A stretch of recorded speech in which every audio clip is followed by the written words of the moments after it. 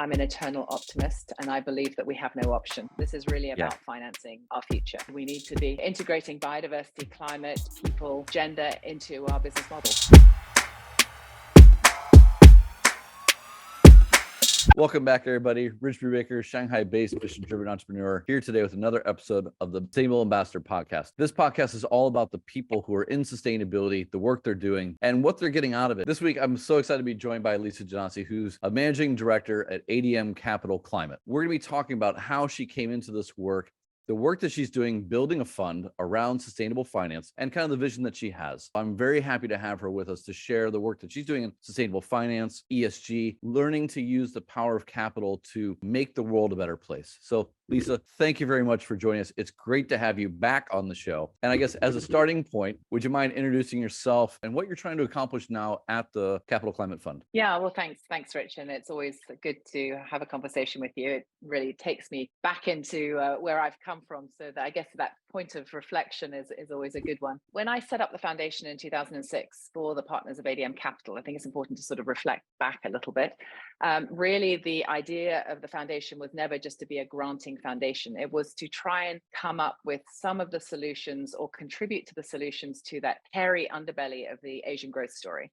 At that point in 2006, they actually didn't know how to address this through the fund. So we set up the foundation to try and push systemic change. So then 2008, we set up, and we were the first fund ex Japan to sign up to the Principles for Responsible Investment. And 2012, ADM took on the first of its funds for the IFC. That launched a whole sort of very clear ESG process around each of its investments. So that became the sort of the genesis of ADM Capital Climate, which was to house a suite of impact-related climate funds that could directly contribute to positive benefit in Asia. What's the vision for this fund, and then what's the operating model for delivering that impact? Yeah, absolutely. So ADM Capital has been investing in SMEs across Asia since '98. That's what they do. That's their core. They're providing private credit to SMEs. So the thinking behind ADM Capital Climate was, why can't you do the same thematically and deliver impact at the same time? So our first fund within ADM Capital Climate is a fund called the Asia Climate Smart Landscape Fund that we're in the process of fundraising for. So ACLF Fund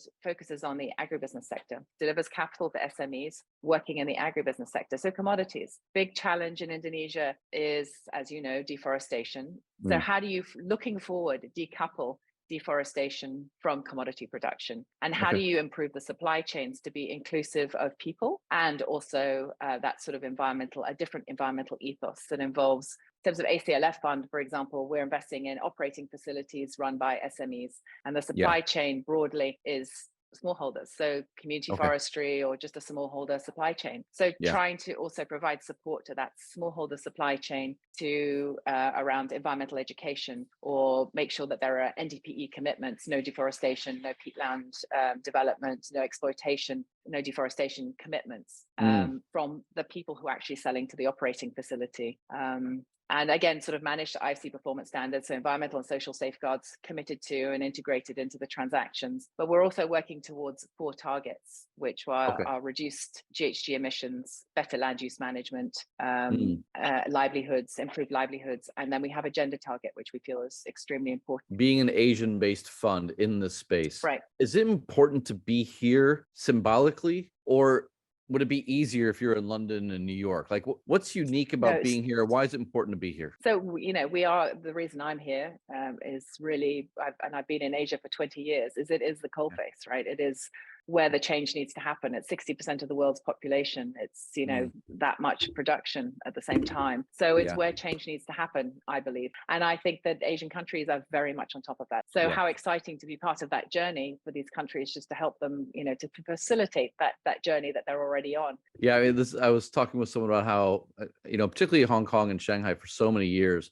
has been a gravitational force for so many people to come through and really trying to solve real problems. Like we're not trying to solve something too far away in many cases. Like deforestation is in our backyard, smog is in our backyard, and it's very motivating to kind of look out your window every day and say, okay, we're going to get to work. What do the other managing directors think of this? The partners at ADM Capital believe that this is the future, that being able to integrate impact is the way that they want to head. So yes, it's more challenging, but it's important, it's critical. And this is without a doubt, this is what's going to happen looking forward, for every transaction in terms of how we manage our transactions. And also at the corporate, at the company level, we're only working with sponsors who are interested in this, who recognize that sustainability is the future of their business, and that impact is 100% what they want to deliver. What changed in their mindset that said, this is how we're now going to fund businesses? During the pandemic, the urgency was there in terms of systemic change, the urgency of climate, the urgency of the biodiversity crisis, the sort of the confluence of crises, I guess, created this sense of urgency within the partners. We already had the sort of the integration strategy, but looking forward, can we then create a series of impact related funds that are materially different and then guide the way for potentially future ADM Capital funds? So how do we then, mobilize capital for change? Yeah. So speaking of mobilizing capital for change, you made a career change going from foundation to fund. How do you see the role of finance changing the conversations around sustainability and sustainable business? Is this a good place to be focusing effort to use the power of money to shift things? Or do you still see some constraints, or do you see limitations even in that idea that, financing sustainability is the best path forward? I'm an eternal optimist, and I believe that we have no option in terms of, financing our future. This is really about financing our future. So for me, despite the challenges associated with stepping into this space, but on the other side, you've got a lot of really good business who are trying to figure out this transition story. But, you're talking about SMEs in Indonesia and a variety of commodities and different provinces, each with its own peculiarities. So there's a lot of work to be done, and there needs to be patience. I mean, I know we don't have a lot of time. So hence the desire to start on this journey before everything is perfect, right? We need to, this journey needs to be moving forward. We need to be, integrating biodiversity, climate, people, gender into our business models. I got a couple questions. I'm not sure which one to ask first. I guess, how much of the work that you did at the foundation directly translates over into this process? And then what are a couple of things that you really had to learn in this new role that, in your mind, brings success? Well, the convening is a big one from the foundation. I mean, I think one of the strengths of ADM Capital Foundation was its convening role that it played to achieve change. So whether it was pulling together the Wildlife Trade Working Group, whether it was pulling together a coalition to stop the import of shark fin into Hong Kong and stop the consumption of shark fin into Hong Kong, or whether it was working collectively on climate to achieve the decarbonisation target that was set by the government. That was a collection of NGOs and the foundation working together, a foundation bringing in funding where that was relevant from additional sources who saw us as the foundation as a sort of a useful convener of partners in Hong Kong and beyond. So that convening role and the collaboration of NGOs, the collaboration of funding is extremely important. And that's sort of a new concept. That partnership model is a new concept in finance, but as I hope I've illustrated, it's a really critical one when you're talking about delivering impact or delivering sustainability in finance, because no fund manager understands biodiversity, gender, how to reduce emissions or what to do with the emissions reduction piece. So you need partners associated with each of those targets. Well, we will need partners associated with each of those targets, unless you have gobs of money and then you can, hire people in each of those areas. But I don't think that's efficient either, talking about efficiency. What are some of the things that you had to learn in this role?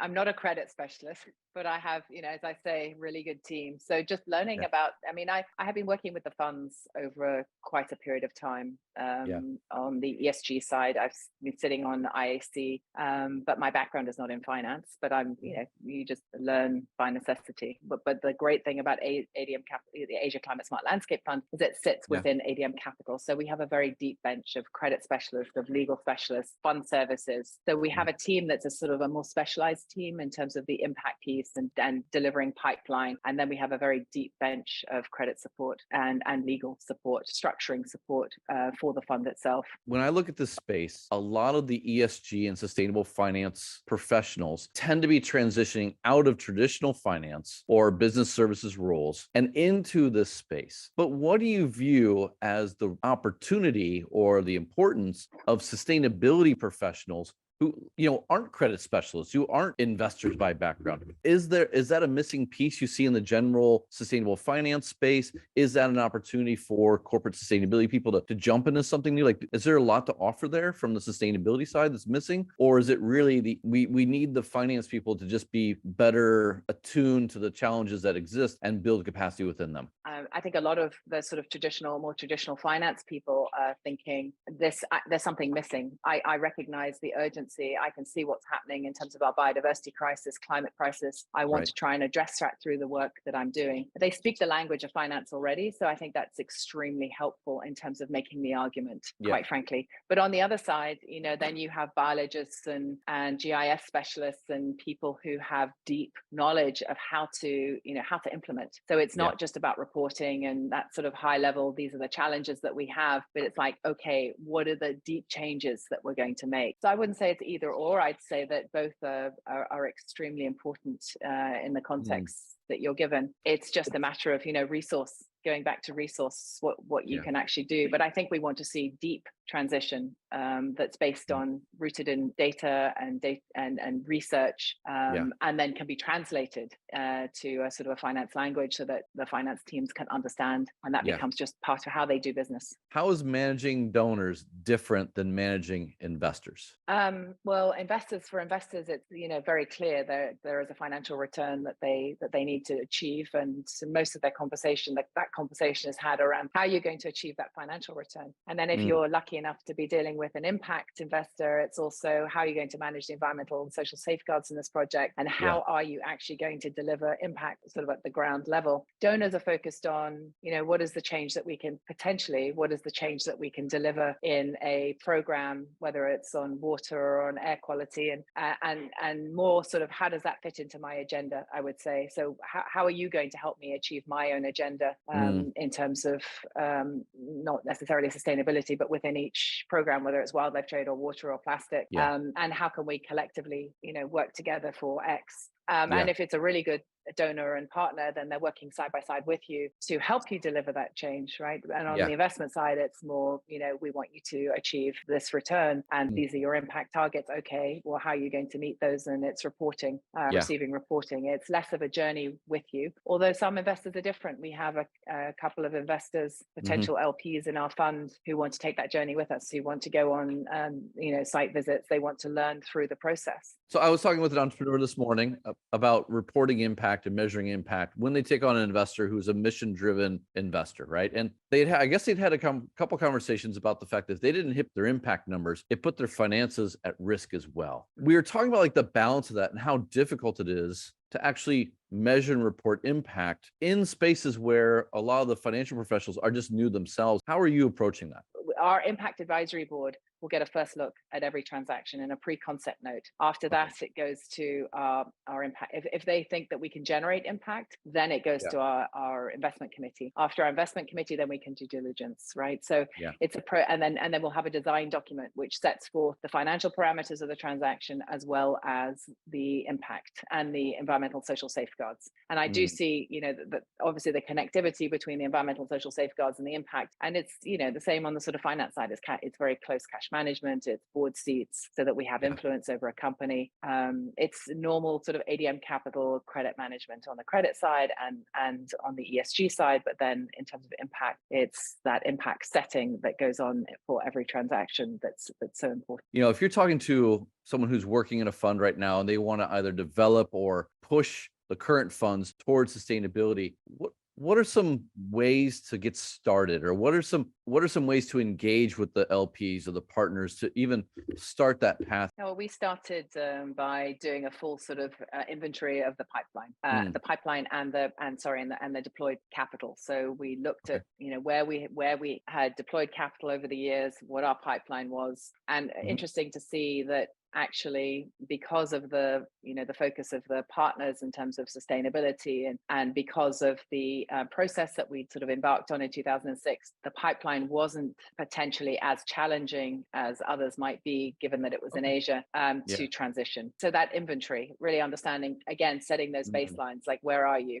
and where do you want to get to, and then setting targets. We had someone come in and work with us initially on our footprint setting for ADM Capital. So looking at scope 1, scope 2, and some of our scope 3, and then looking at the risk in a portfolio from climate, so physical and transition risk, and doing that sort of analysis, thinking about the TCFD report. That's something that we did for the first time last year. We had done 2 sort of carbon footprinting exercises and reports, but that TCFD report really pushed us a lot harder. So this is a journey that everybody needs to be on. Now, the journey never goes easily, right? It often kind of, you hit a part in the path, you're like, oh my God, either we're lost, or I'm not sure we are, or we hit a wall that wasn't on the map. You had some very willing partners, but that doesn't mean it goes easy. So what were some of the challenges you faced and overcame through this process that others might also see? It's a constant journey. We started early in the conversation, we talked about bringing along team. So it's bringing along your investment team with you. I mean, they've been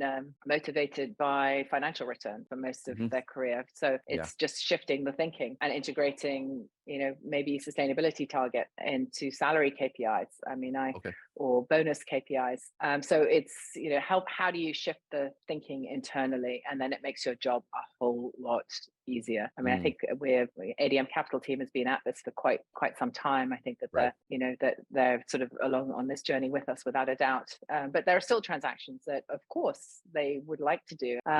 So it is a balance. It's a balance between the development aspects but not contributing unnecessarily towards climate, and then managing your portfolio to risk. So making sure that you are looking at the physical risk in for example, a property investment in Bangkok, which might be subject to flooding, or the transition risk, regulatory risk and legal risk, and a reputational risk of not shifting your own thinking on your own portfolio. So that leaves me with my last question, which is, if you're talking to a sustainability professional or someone interested in coming into the role of sustainable finance and building a fund or running a fund, what should they know before they get started? What should they think about as they're getting started? Just some tips and tricks. I would say a science degree, whether it's biology or chemistry or zoology, is something that gives you that sort of rigor, training and rigor in thinking, I think is extremely important. I don't have that, but I wish I did. I mean, I'm also looking back and seeing what I missed in terms of my own training. The data piece, I mentioned data is absolutely critical to be able to handle data in a way that's efficient and effective. That piece is extremely important. And finance, absolutely, you can learn on the job, but some sort of certainly if that's the direction that you want to take, some sort of initial sort of training in credit or equity manage, whatever it is, whatever the firm is that you want to go work at, just do some years of experience in finance, so you can speak that language, and you have those sort of basic tools that you can manage. Then I think you're well equipped to take on a job in sustainability. And it sounds like a lot, but actually it's a lot anyway. We've got biodiversity to manage, climate to manage, people to manage. So people skills also, understanding what some of the people and conservation related challenges are. That's also important. But then being able to to manage a transaction, I think, is a huge benefit.